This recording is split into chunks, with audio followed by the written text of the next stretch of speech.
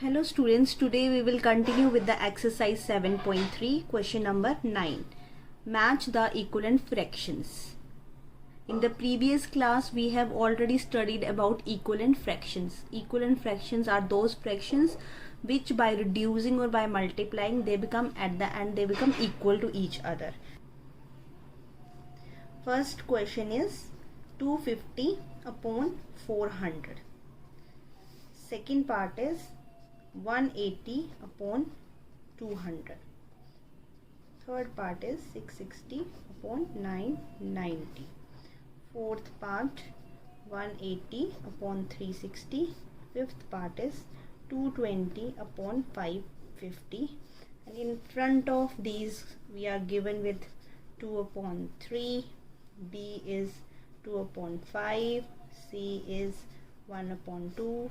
D is 5 upon 8, E is 9 upon 10.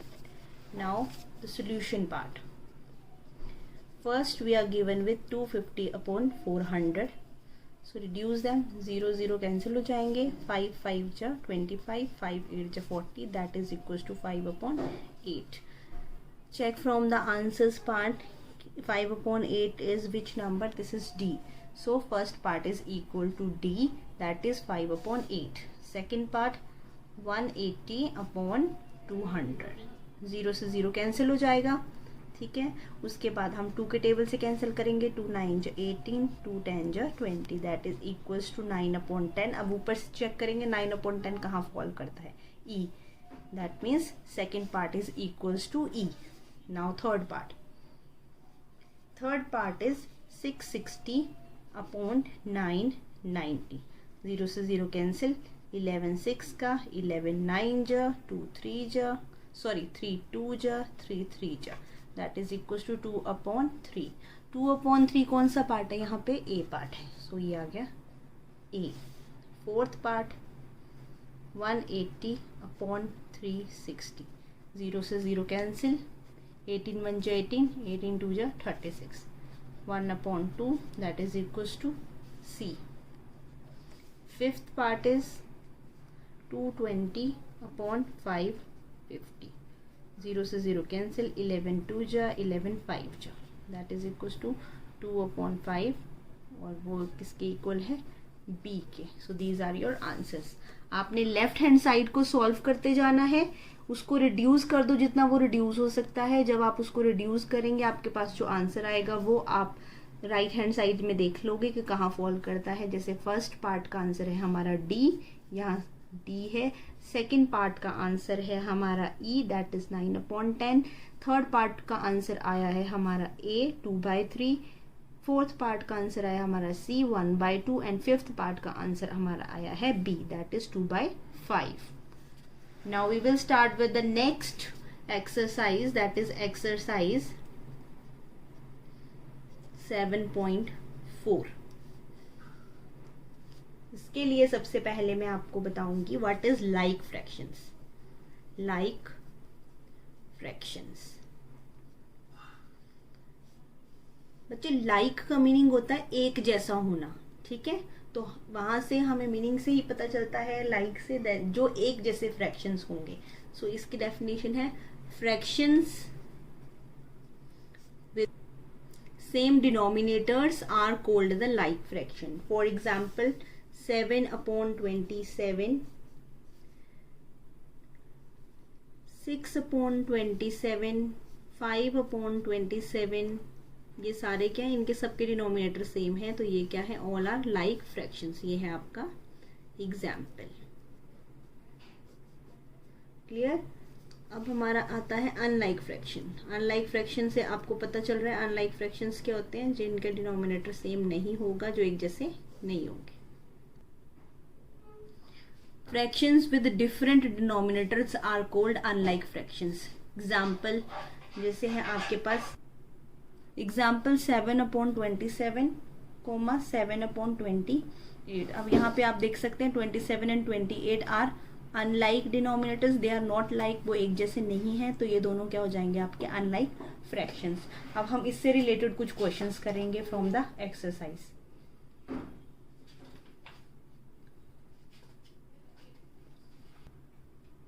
Question number 2, compare the fractions and put an appropriate sign.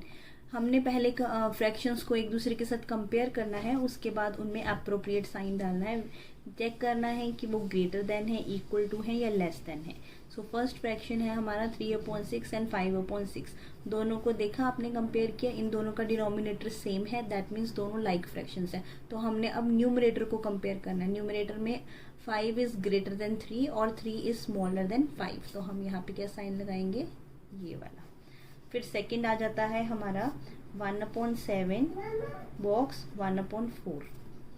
और 1/7 और 1/4 में अब denominators are not same, हमारे denominators एक जैसे नहीं हैं, ठीक है। तो हमने क्या करना है, पहले इनके डिनोमिनेटर्स को सेम करना है, या फिर मैंने आपको दूसरा मेथड बताया था बाय क्रॉस मल्टीप्लाइंग देम। तो हमारा जो आपको इजी लगता है वो करेंगे। यहाँ पे मैं मल्टीप्लीकेशन वाला मेथड बताऊंगी। सो 1/7 1/4 क्रॉस मल्टीप्लाई देम। 4 को 1 के साथ मल्टीप्लाई करा एंड 7 को उधर ले गए, ठीक है। और इसको एक सीक्वेंस में लेके जाना है। 4 को इधर ही लेके जाएंगे, 7 को इधर ही लेके जाएंगे। सो 4 1 जा 4, 7 1 जा 7, विच इज ग्रेटर 7। सो यहाँ पे कौन सा साइन आएगा, ये वाला, ठीक है। अब इसका मैं आपको दूसरा मेथड बता रही हूँ, इसे का और करके। आपको अगर डिनोमिनेटर्स डिफरेंट मिलते हैं तो आपने उनको सेम करना है। सेम करने के लिए सबसे पहले हमने डिनोमिनेटर का एलसीएम निकालना है। So LCM of 7 and 4 is equal to 28, ठीक है। दोनों का एलसीएम सेम करने के लिए 1/7 है, हमें चाहिए 28। वी विल मल्टीप्लाई बाय 4/4, वो आ जाएगा 4/28। 1/4 है, एलसीएम सेम बनाना है, तो हम 7/7 से मल्टीप्लाई करेंगे, 7/28। अब देखिए इसमें डिनोमिनेटर सेम हो गए। अब हमने देखना है पहले वाला क्या आ रहा है, 4/28। सेकंड वाला क्या आ रहा है, 7/28। साइन कौन सा लगेगा, ये वाला साइन हमने यहाँ लगा। So this is the second method. दोनों में से जो भी मेथड आपको इजी लगेगा वो आपने कर लेना है। एक बार मैं दोबारा बता रही हूँ, जब आपको अनलाइक फ्रैक्शंस मिलते हैं तो आपने दोनों के डिनोमिनेटर्स को या तो सेम करना है या फिर उनको क्रॉस मल्टीप्लाई करके चेक करना है। क्रॉस मल्टीप्लीकेशन में आपने चेक किया तो 1 into 4 किया, 4 आ गया, 7 1 जा 7 आ गया, 7 इज ग्रेटर देन 4, तो आपका ये वाला साइन आ जाएगा। जब हमने डिनोमिनेटर को सेम करना है तो हमने दोनों के डिनोमिनेटर का एलसीएम निकालना है। 7 4 जा 28, आपका 28 आ गया। अब दोनों का डिनोमिनेटर सेम करने के लिए हमें डिनोमिनेटर को 28 बनाना पड़ेगा। 1/7 28 बनाने के लिए 7 को 4 के साथ मल्टीप्लाई करेंगे, देयरफॉर हमें न्यूमरेटर को भी 4 से मल्टीप्लाई करना पड़ेगा। 1/7 multiply 4/4, that is equal to 4/28। Second में भी वही करेंगे, 1/4 है, 28 बनाने के लिए 7/7 से मल्टीप्लाई करेंगे, 7/28 आ गया, 4/28 7/28। हम साइन देख लेंगे, 4 जो है वो 7 से स्मॉलर है, तो यहाँ पे लेस देन का साइन लगेगा। Now we will go to third part, that is 4/5 5/5। यहाँ पे आप देख सकते हैं दोनों का डिनोमिनेटर सेम है, तो हमने न्यूमरेटर चेक करना है। 4 is less than 5।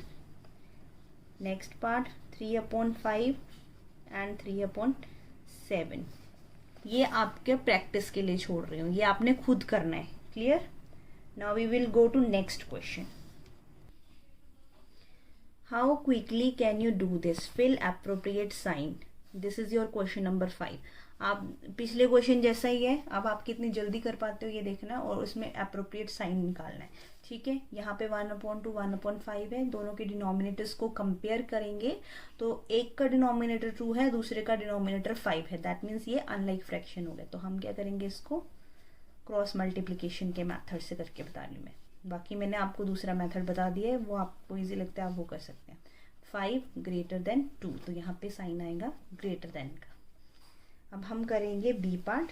B part में है 2/4 एंड 3/6। अब देखिए इस क्वेश्चन में आपको गिवन है 2/4, आप इसको रिड्यूस भी कर सकते हैं। 2 1 जा 2, 2 2 जा 4, 3/6 है, इसको भी रिड्यूस कर सकते हैं। 3 1 जा 3, 3 2 जा 6। सो 1/2 इज इक्वल टू 1/2। ये आपका सेकेंड पार्ट आ गया। देखिए रिड्यूस करके ये लाइक फ्रैक्शन बन गया है। हमें इसके ना डिनोमिनेटर चेक करने पड़े ना इसको क्रॉस मल्टीप्लाई करना पड़ा। सी पार्ट पे जाते हैं, that is 3/5 and 2/3। Again denominators are different, that means it is an unlike fraction. So हमने इसके डिनोमिनेटर्स के लिए क्या कर देना है, उसको cross multiply. So 3 into 3 and 2 into 5, 3 3 जा 9, 2 5 जा 10, लेस देन। तो यहाँ पे आपका साइन आएगा लेस देन का। इसके बाद जो रिमेनिंग पार्ट हैं वो आपके लिए प्रैक्टिस के लिए हैं, दैट इज डी है 3/4, 2/8, ई